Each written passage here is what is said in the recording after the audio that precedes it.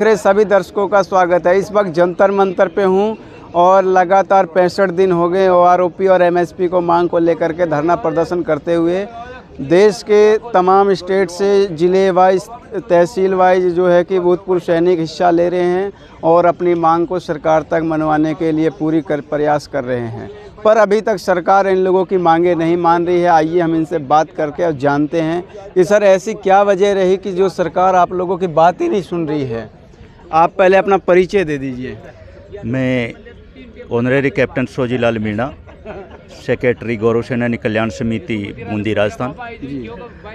सरकार हमारी बात मांगे क्यों नहीं मान रही, इसके बारे में तो सरकार खुद डिसीजन ले, लेकिन सरकार के कानून में ये बात जा चुकी है और सरकार इसमें संज्ञान ले रही है। देरी बेशक हो रही है लेकिन वो उस पर संज्ञान ले रही है, लेने की सोच रही है और लेके रहेगी और उसको लेना पड़ेगा। सर आप अपना परिचय दे दीजिए। मेरा नाम है ऑनरी कैप्टन स्वराज सिंह मीणा, गौरव सेनानी कल्याण समिति बूंदी कोषाध्यक्ष। तो हाँ, ये बताएं कि जब सरकार के पास बात आपकी पहुंच गई है तो फिर उसके ऊपर कोई तर्क वितर्क क्यों नहीं कर रही, कोई नुमाइंदा क्यों नहीं भेज रही सरकार अभी तक? सरकार इस पे पता नहीं सरकार का क्या रवैया रह रहा है। सरकार क्यों नहीं चाह रही कि वो हमारे से बात करें या अपने नुमाइंदे को भेज करके हमारे से बात करें, लेकिन अभी तक उन्होंने इस तरह की कोई कार्रवाई नहीं की। हमने 3 अप्रैल को भी सभी जिला हेडक्वार्टर्स के डीएम के माध्यम से माननीय महामहिम राष्ट्रपति महोदय और प्रधानमंत्री महोदय और रक्षा मंत्री को ये अपने मेमोरेंडम दिए थे, लेकिन उसके ऊपर अभी क्या विचार विमर्श किया, क्या संज्ञान लिया, इसके बारे में उन्होंने अपनी कोई प्रतिक्रिया व्यक्त नहीं की। और ये बड़े दुख की बात है कि अब इतने 61 दिन का समय बीतने के बावजूद भी सरकार ने अपना कोई मतलब रिप्रेजेंटेटिव सैनिकों से बात करने के लिए नहीं भेजा। ये बड़े दुख की बात है। और आज जिन सैनिकों को बॉर्डर में देश की सेवा के लिए बॉर्डर पे होना चाहिए था, या ये जो गौरवमयी सेवाएं दे करके आज सेवानिवृत्त होकर के आ गए हैं, तो इनको अपने अपने घरों पे होना चाहिए था, लेकिन आज ये अपने हकों के लिए सड़क पे उतरे हुए हैं। यहाँ पे दिल्ली पे जंतर मंतर धरने पे बैठे हुए हैं। ये अनिश्चितकालीन धरना है। सरकार को हमारी मांगें माननी पड़ेगी और सरकार जब तक हमारी मांगें नहीं मानेगी हम अनिश्चितकालीन धरने पे निरंतर बैठे रहेंगे। ऐसा हमने अपना मुद्दा बना लिया है, ऐसा हमने ध्येय बना लिया है कि हम हमारी जब मांगे सरकार से मंगवा के ही छोड़ेंगे। सर ऐसा तो नहीं कि कोई आप जो है कि नाजायज़ मांगे रख रहे हैं, नाजायज़ बात रख रहे हैं जो सरकार इग्नोर करती जा रही है बार बार? हमारी ऐसी कोई नाजायज मांग नहीं है। जो भी मांगे हैं बिल्कुल एकदम जायज़ मांगे हैं और वो हमको मिलनी चाहिए। इसमें जो भेदभाव बताया गया है अफसरों को और जवानों के बीच में, वही हमारी मांग है जो हमारे को मिलना चाहिए और वो हम लेके रहेंगे और जब तक नहीं मिलेगी तब तक ये धरना हमारा चालू रहेगा। आखिर ये लड़ाई जो है अफसरों से है या फिर जो केंद्र सरकार से सीधे है? अब इसमें न तो सरकार से है और न ही अफसरों से है। अच्छा। लेकिन जो वेतन में विसंगतियां की गई है तो उसमें ज़्यादातर अफसर अधिकारी बैठते हैं, तो उन्हीं के द्वारा ये किया गया है। जो जवान है उनको काफ़ी कम आकलन के साथ में उन्होंने उनका वेतन रखा है और उनका खुद का जो वो खुद काम करने वाले थे उन्होंने अपना ज़्यादा रखा है। अच्छा सर, ये बताएं जो 3 तारीख को आपने पूरे देश भर से जो मेमोरेंडम देने का काम किया, कुछ लोगों ने डाक से भेजा, कुछ लोगों ने सामने जा कर के जथाबंदी ग्रुप बना करके दिए, पर उससे तो अभी कोई हल नहीं निकला। अभी सुनने में आ रहा कि 30 अप्रैल को जो है कि फिर से एक बार एमपी के पास जाएंगे और आप अपना मेमोरेंडम देंगे, तो इससे क्या होगा? हम हमारी आवाज़ को, जैसा कि हमने पिछले 3 अप्रैल को जो जिला कलेक्टर के माध्यम से दिया था, उसी के अगली कड़ी में अगला जो 30 अप्रैल को हम जो क्षेत्रीय लोकसभा क्षेत्र है वहाँ का जो एमपी है उसके माध्यम से हम अपनी आवाज़ उनके पास, हमारा मेमोरेंडम उनको देंगे और उनसे गुजारिश करेंगे कि वो हमारी बात को संसद में रखें और हमारे हितों के लिए हमारी जो विसंगतियाँ हैं उन पे दोबारा संज्ञान ले। हमारी इस लड़ाई वेतन मिलने से उनसे नहीं है, जो इसमें जो विसंगतियाँ हुई है उन विसंगतियों की जांच करवाई जाए कि ये वास्तव में सही है। अगर वो सरकार समझती है कि ये विसंगतियाँ है और वास्तव में इसमें त्रुटि हुई है तो इसका सुधार किया जाए। इसके लिए वो इसकी आकलन करने के लिए इसको दोबारा सुचारू रूप से इसको चेक करें और उसमें देखें कि क्या वास्तव में जो मिलना चाहिए था, जिसको मिलना चाहिए था उनको मिला या न मिला। इसके लिए सरकार को संज्ञान लेना चाहिए, एक समिति गठित करते हुए उनको देखना चाहिए कि हाँ ये विसंगतियाँ हुई है या नहीं हुई है।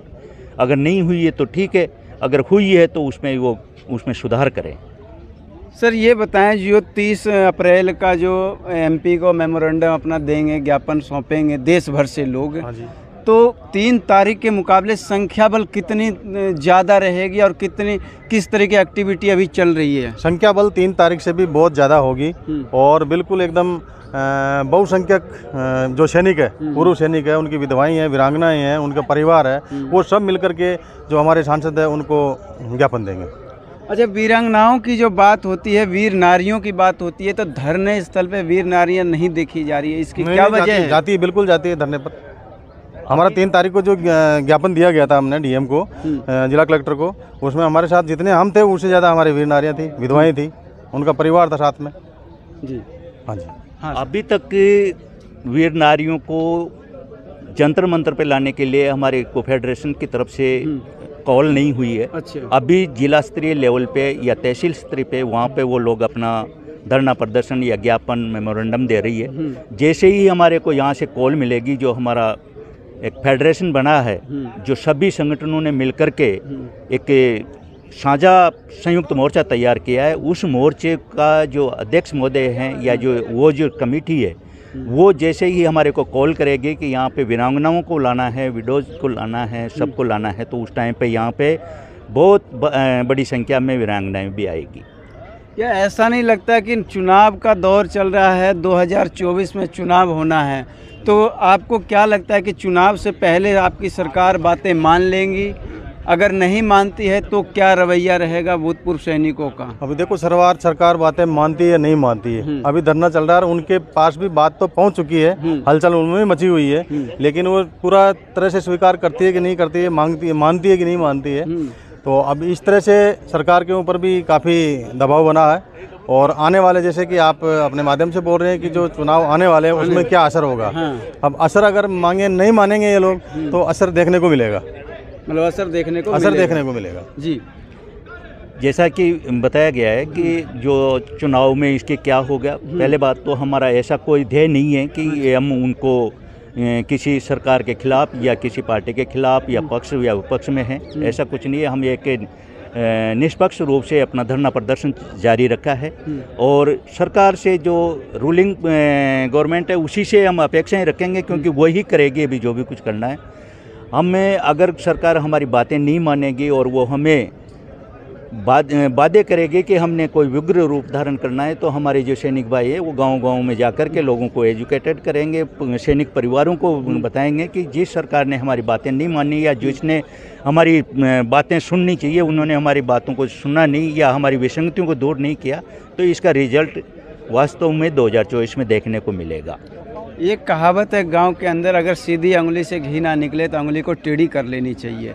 तो आप कब तक सीधी अंगुली करके रहेंगे, टेढ़ी कब करेंगे? नहीं, जब तक सरकार बातें नहीं मानती, हमारी मांगों को नहीं मानती है, तब तक तो हम धरने पे बैठे हुए ही हैं। हाँ। और फिर जब नहीं मानेगी तब उंगली टेढ़ी करनी पड़ेगी। तो इस तरीके से धरने का धैर्य कब तक दिखाएंगे? धरने का धैर्य तब तक जब तक उनका कोई रिप्रेजेंटेटिव नहीं आ जाता है हमारे पास में बात करने के लिए, तब तक चलता रहेगा। तब 60 दिन 65 दिन हो चुके हैं और ज़्यादातर भूतपूर्व सैनिक जो हैं बुजुर्ग हैं, उम्र ज़्यादा है, इस समय गर्मी भी ज़्यादा पड़ रही है, तो तबीयत भी ख़राब हो सकती है। इसका जिम्मेवार कौन होगा? अब इसका जिम्मेवार तो सरकार होगी, जो बिल्कुल आँख बंद करके बैठे हुए हैं। जिस प्रकार से किसान आंदोलन हुआ था वो कितने महीने तक चला, उसमें कितना नुकसान हुआ और आखिर में सरकार को बात माननी पड़ी। तो उसी तरह से हमारी कोई नाजायज़ मांग नहीं है, जायज़ मांगे हैं और उनको उस चीज़ को सुनना पड़ेगा और सुनेंगे वो लोग। किसान आंदोलन की जब बात आती है तो लगभग 1 साल 13 महीने तक आंदोलन चला, उसमें जो है कि 1000 से ज़्यादा किसान शहीद हो गए हैं और अपनी शहादत दे दिए, तब जाके कहीं बात उनकी मानी गई। इसमें भी क्या ऐसा ही कुछ सरकार देखने के मूड में है क्या? ये तो सरकार का रवैया है, वो क्या देखना चाहती है। बाकी हम क्या कहें, जो जिस प्रकार किसान आंदोलन लंबे समय दौर तक चला, उसी तरह ये भी निरंतर चलता रहेगा। और अगर हमने अपनी शहादत, अगर हम बॉर्डर से बच के आ गए और यहाँ पे हमें भूखे प्यासे रह कर के या शहादत देनी पड़े तो उसके लिए हम पीछे नहीं हटेंगे। सैनिक की जैसे ही आपने उम्र दराज का वो हिसाब लिया तो सैनिक कभी बूढ़ा नहीं होता, सैनिक जवान ही कहलाता है और ये जवान रहेगा। इसके जज्बे, इसके रुतबे आज आप देखने को मिल रहा है कि अभी भी इन लोगों के अंदर वो जोश है, वो उमंग है और आज भी देश के लिए मर मिटने को तैयार है। अगर आज भी इनको बोल दे कि आप बॉर्डर पे जाइए तो ये बॉर्डर पे चले जाएंगे। और ज़रूरी बात है, मैं आपके चैनल के माध्यम से सरकार का ध्यान आकर्षित करना चाहूँगी कि सरकार इसको गंभीरता से ले और अगर वो हमारी मांगे जायज़ है या नाजायज़ है, इसके ऊपर एक समिति का गठित करके उस पर पुनर्विचार करें और उसका संज्ञान लें कि अगर उनसे त्रुटि हुई है तो उसमें सुधार करके इन सैनिकों को उनके हितार्थ उनको लाभ पहुंचाने की कष्ट करें। आप हमारे चैनल के माध्यम से सरकार को क्या संदेश देंगे? हम आपके चैनल के माध्यम से सरकार को यही संदेश देना चाहते हैं कि जो हमारी मांग है उसको आप जिस प्रकार से हमारे वक्ता ने बताया कि उसकी कमेटी बिठा करके उसमें जो भी कोई त्रुटि है, कोई गलती हुई है तो उसको सुधार करके उसको लागू किया जाए। ठीक, ये हमारे भूतपूर्व सैनिकों के विचार थे। आप लोगों को कहाँ तक सही लग रहा है, आखिर इन लोगों की मांग कब तक मानी जाएगी? हालांकि यहाँ पर ज़्यादातर सैनिक जो हैं बुजुर्ग हैं, उम्र ज़्यादा है, पर ये अभी भी अपने आप को जवान मानते हैं क्योंकि जवान देश के वास्तविक जवान यही हैं।